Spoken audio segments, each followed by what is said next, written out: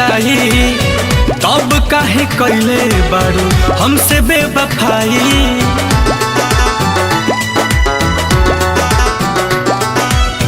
नाम तोहर लिखले रही काट के कलाई, तब काहे कैले बारू हमसे बेवफाई।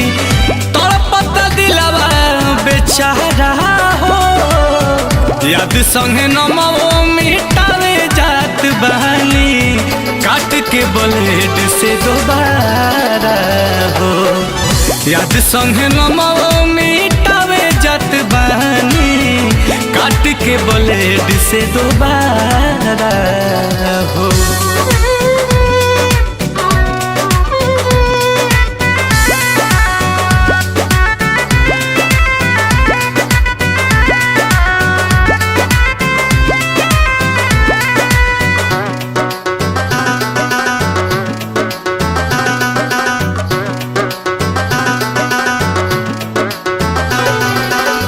धोखा रहे देवे के तो दिल काहे दिहालू, बेवफा होली सालाई की साबित कई दिहालू।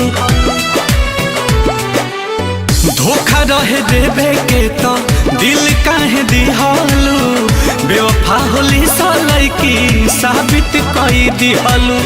प्यार के तू कैलू बंटवारा हो, याद संगे नमो मिटावे जात बहानी, काट के ब्लेड से दोबारा हो। याद संगे नमो मिटावे जात बहानी, काट के ब्लेड से दोबारा हो।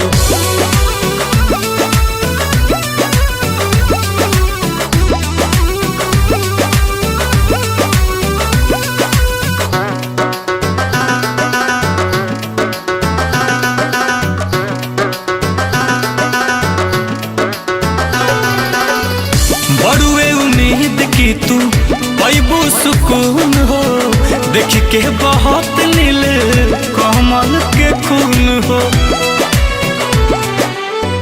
बड़ुए उम्मीद तहरा मिली सुकून हो, देख के बहुत नील कमल के खून हो। आंसू भी बना कौनो चारा हो, याद संगे नमो मिटावे जात बहानी, काट के ब्लेड से दोबारा हो।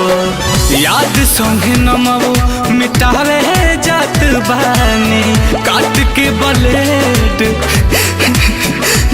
से दोबारा हो।